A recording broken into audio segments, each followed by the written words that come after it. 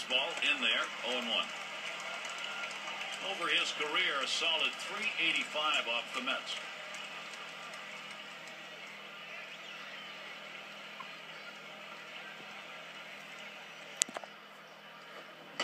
And Ichiro looks at that one for a ball. That'll even the count. One thing we know is he's not going to take a borderline pitch at 1-1. He likes to swing the bat. So I'm not giving him anything too fine and see if I can't get him to hit into an easy out. Ichiro, foul ball.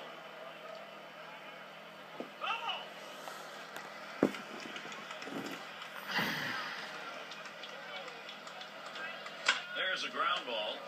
Handled by Wright. That's one down. And now we'll take a quick look at the Mets. This is how they line up on the field. Thoughts, John? Anybody standing up? Yeah, you got to keep an eye on David Wright. I mean, he makes so many spectacular plays at third base because he's such an athletic player.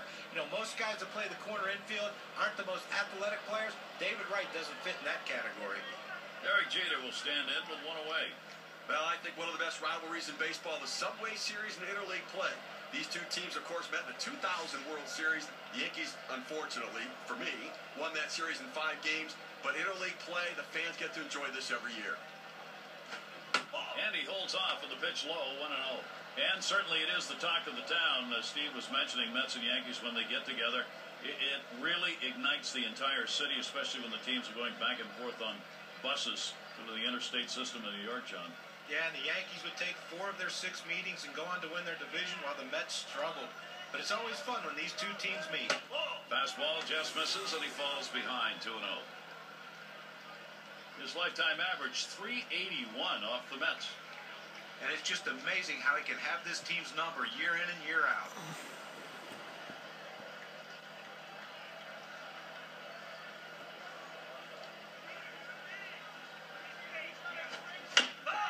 That's hit foul by Jeter.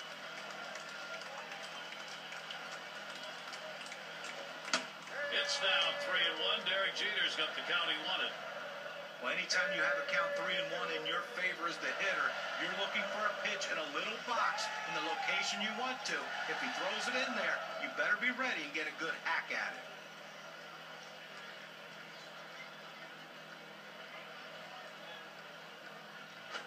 That swung on, hit on the ground. And Tejada picks it up. 2 retired here.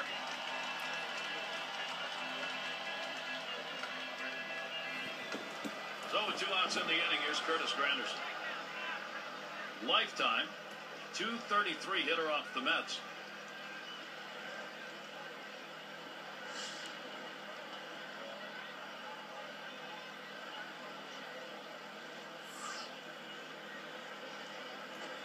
Swung on, line to right field.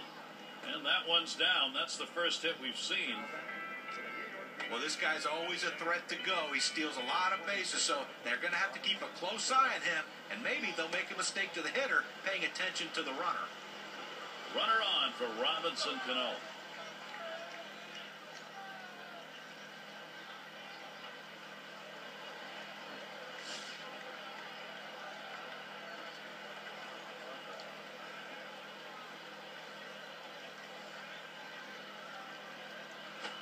There's contact. He drove it well. That one's grabbed. Side retired. No runs at a base hit. They leave 1 man on at first. And the Mets, their first chance coming up. Freddie Garcia is going to be pitching. He'll be the starter for New York. And Steve, as we focus on these Met hitters, how does he see them? You know, it's interesting because of injuries, Freddie Garcia's had to reinvent his style. It used to be power fastball. Now it's 2-seam fastball and sequencing his pitches and using his off-speed stuff effectively.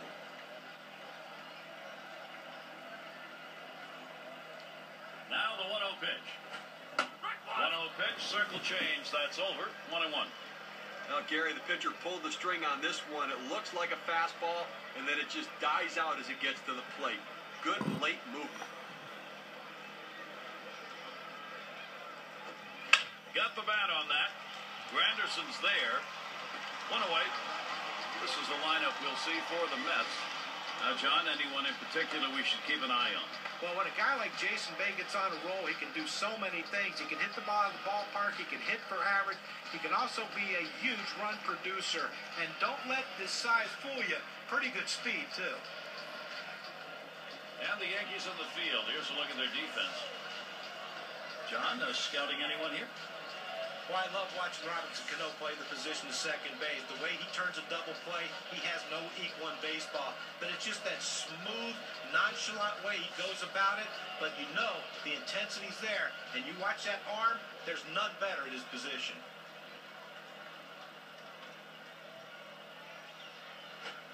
Here's a swing and a slow roller up the middle.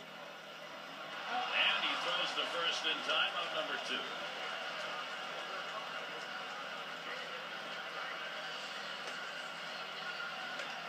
Two outs and in the box, David Wright.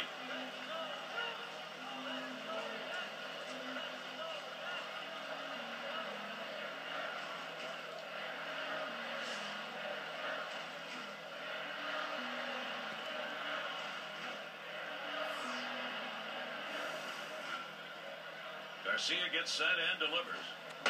Starts him out with a curveball for a strike.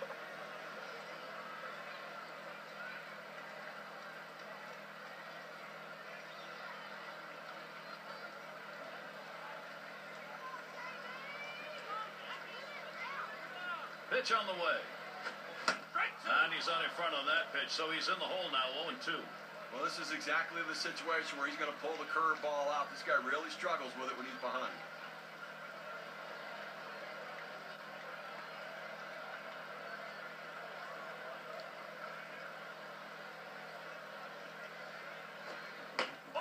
Wanted to get him fishing, but he misses 1 and 2.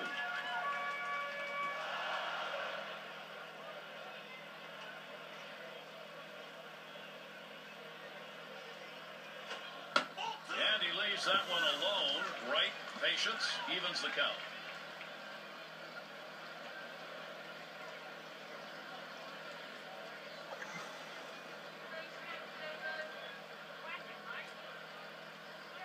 Two-two pitch. Fouled off. Foul.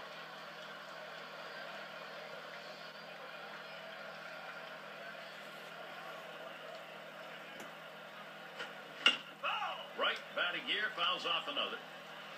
Well, he's doing everything he can to stay alive on this 2-2 count. A nice defensive swing. Make sure he just got enough of the bat on it. Hits it foul. Now let's see where it goes from here.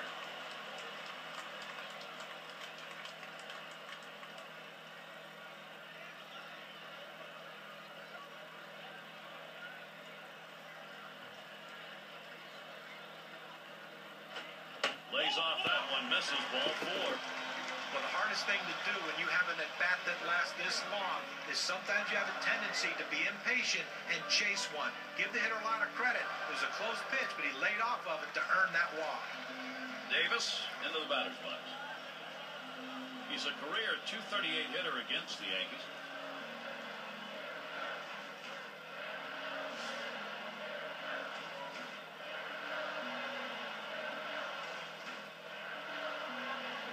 Garcia gets set and delivers. Gets away from him. So they can't make the play. Well, listen, it's all about advancing base runners in the game. You got to make plays defensively, but that error cost him, and he came out of his hand wrong, and the ball sailed on him.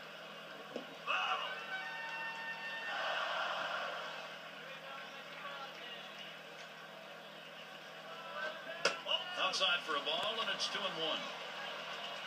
Well, he had the right idea in mind, trying to get that fastball down and away. Just missed. Now let's see how he comes back with the next one. Now the 2-1 pitch. And Davis will take that low. Well, he tried to change up right there, but it just stayed down and off the plate.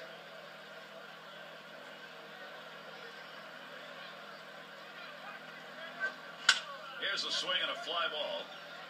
Ichiro will field. And that's out number 3. So they can't push any across here in this half of the inning. Still scoreless in New York.